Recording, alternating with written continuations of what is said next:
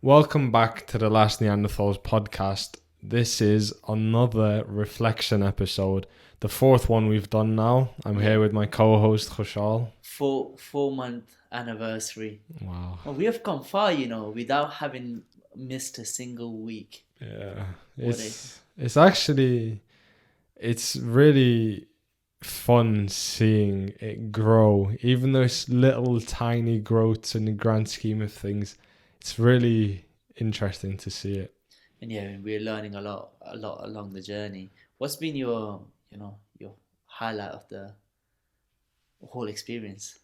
I think it was the podcast that we hasn't been released yet. Yeah. That we Should can't we talk. just give it away at this point? I mean, yeah, it was the podcast we did with Adam Grant, which should be released soon. Yeah. But it was more so like everything leading up to the podcast as well, which made it so just fun, like such a good experience to think back on. Yeah. It's a special journey. So for those who don't know who Adam Grant is, he's an organizational psychologist with over 8 million following on social media and TED Talks with more than 60 million views. And this guy is a game changer and a life changer when it comes to becoming a better version of yourself. So if you guys don't haven't heard of him, like the guy is, established, he's an expert and he's one of the best guys out there. So please do check him out. But we're gonna speak about the amazing guests we have had on recently. Our first guest is Amna Baig. So she was so inspiring, man. A police officer in Pakistan who got into very high position in a role that's considered a very manly thing. Yeah, I And think not she said less than 2% of the police force was women. Yeah, and it's like, see, a lot of people are like, oh, so what? Why, like, it's a man's job. It's like, what you call it? Like, why do we need women in police force? But she helped us understand why that's so necessary and why it's such a big problem that so few women are in what you call it in the police force. And what she talked about was how a lot of young girls who are going through, you know, assault and other crimes that that pain that has been inflicted on them, they don't feel comfortable talking to male officers. That's why we need more police officers, and it makes sense. Like we have, we're looking out for the 50% of the population, which is mainly men. But what about the other 50? Yeah, that's one of the many reasons she mentioned as to why female police officers are needed. And she's currently studying at Oxford as well, so clearly a very intelligent person. And she's also a comedian. She does stand-up Yeah, comedy. that woman's done everything, man. Yeah, She's so inspiring. Like how her personality was so like vast. If you know yeah, what I mean? Yeah, definitely. We're definitely going to have her back on at some yeah, point as well if she's up for it, because we didn't even really delve into the stories that she's got to tell, because in her line of work, she's seeing really, really crazy things. I told her she should start a true crime YouTube channel because people would watch that. yeah. 100%. I mean, some of these things can be on Netflix shows. Yeah, She could very exactly. well easily have a Netflix show, and yeah, next time we'll have her on, some of those stories we need to share them with our audience. What was your key takeaway? What were you most like amazed by or impressed with? Um, Let me think. I think so.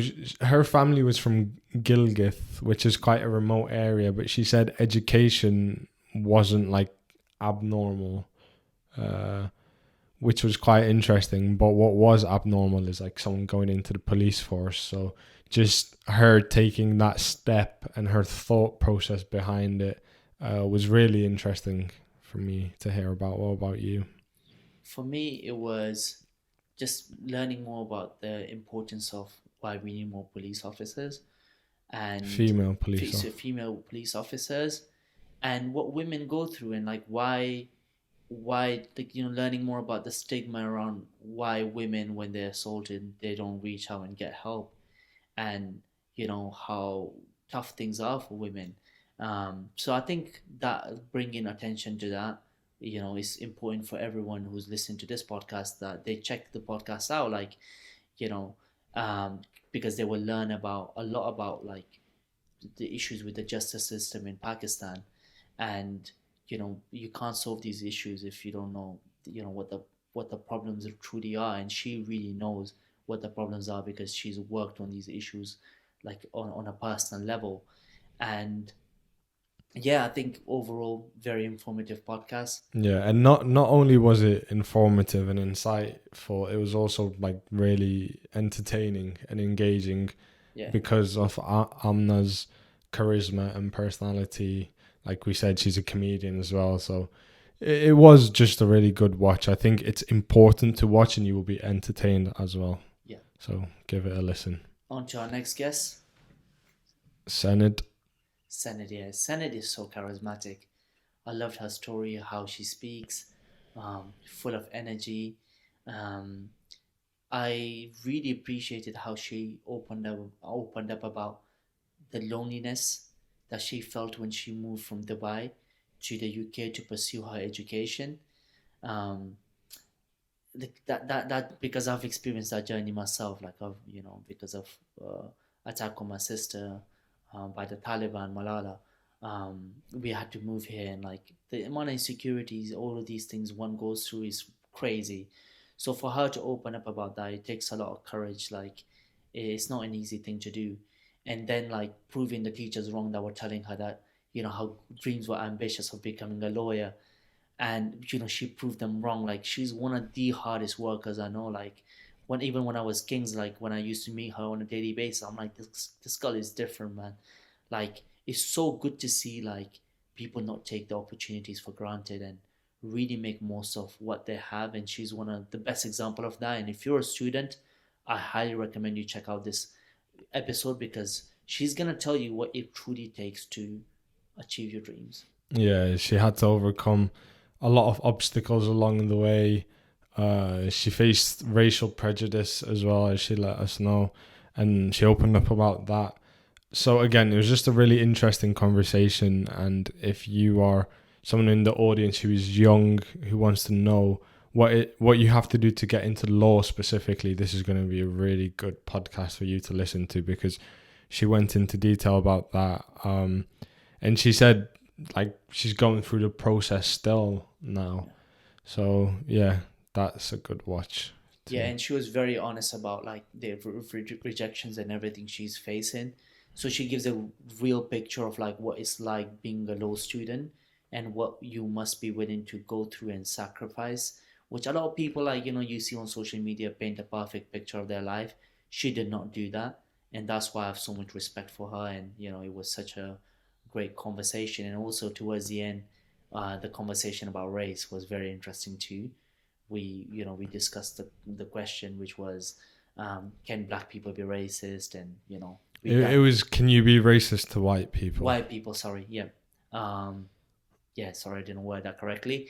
Yeah, overall, that was a very intriguing conversation. Do let us know what you think about that. Should we move on to our next guest? Before that, what was your key takeaway from that podcast?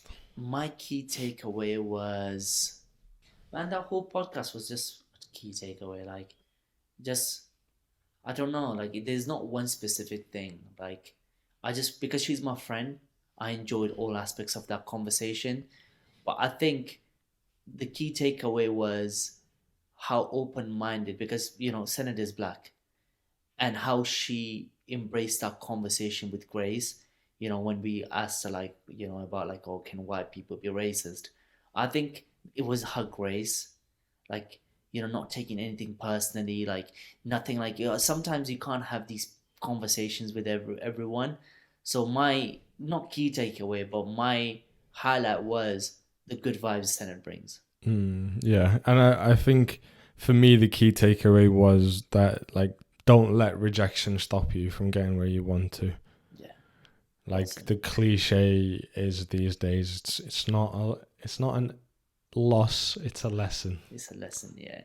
And there's another beautiful quote, like, rejection is redirection. Wow, mashallah. I think that's by V. Shout out to V.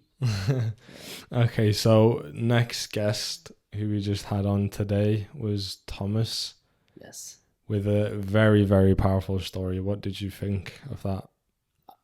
That was quite a profound conversation because I learned something new about trauma. So Thomas was, you know, beaten up by some random people on the street, and then he was stabbed, and he nearly basically died. But thanks to God, he survived. Um, and you know, his level of gratitude after it was very inspiring. But I want to touch on the trauma thing, and he said that it was good for him in order to overcome the trauma from that incident. It was good for him to leave that environment. So he left. This happened in Paris, so he moved to now he lives in the UK. And what he said is that after the incidents, the friend who came to see him were a reminder of that incident. So like friends, the friendship group who actually came to support, like let's say God forbid something bad happened to me, and then you come and visit me, right, to take care of me, and like your intentions could be pure, and I would appreciate your presence. But then like a month down the line, whenever I see you, I'm thinking of the incident. That is so crazy. It's like the people around you who have nothing to do with that incident, who come in to support you, can be a reminder of your trauma. Like that is crazy. I never thought of that before. Yeah. So to learn that about trauma, like it shows how much of a deep problem it is, how much of a like how like we don't take mental injuries as seriously as physical ones. Mm. Like it has to like it had to be such a deep mental wound that your friends and the people who support you remind you of the terrible thing that happened to you. Yeah, it was really fascinating. And another important thing that he touched on was the lack of support from the system when he was in the UK trying to get a medical diagnosis, which eventually he got for his PTSD. But then going to therapy or getting counseling, it was just not good enough. And it is really interesting because these days there's a massive push towards like mental health awareness and advocacy. However, like they need to put the systems in place as well, because if not, then it's just performative. You can't pretend to care about something and then not have the system in place for people to actually make themselves help themselves get better. Because he said he went to therapy and counseling and they just made it so difficult. They asked for like visa stuff, GP stuff, and the process dragged on for 3 years without him really getting any help, which is just, it's terrible. It shouldn't be like that. Yeah, like a guy like Thomas is strong-willed, like but not everyone who's going through depression and PTSD is going to be able to deal with that headache that comes with it. Yeah. People can't get out of their room, yet alone like having to sort out their visa and all of these things. So yeah, man, that was an eye opener to how poor of a mental health support there is. Even though the awareness has increased, the actual practical the practical solutions are not there. Yeah, exactly. Yeah. And another interesting part of the conversation was just learning more about France and Paris in general, because obviously Thomas grew up in Paris, and we see a lot in the media about how it's so dangerous and about these riots and the racial tensions. So it was really interesting from the perspective of someone who is from Paris, what is going on there and what the tensions really are like. So again, very interesting podcast. Yeah, I loved it, man. Really enjoyed it, learned a lot. Feel very inspired by it because, I mean, when you meet a person with a near-death experience, they show this level of gratitude. You gotta take their word for it. He views every day like a gift, and that's what we all should do. We shouldn't have to experience such things, such a life-ending event, in order to become grateful. So that was my key takeaway. What was yours?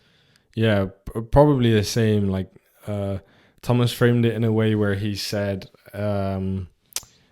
something along the lines of like he saw every day as like an opportunity, as a chance, instead of in general we just take it as a given that I'm going to wake up the next day, I'm going to live. But he says he sees it as like an opportunity to live life, like he's been given a chance to do this.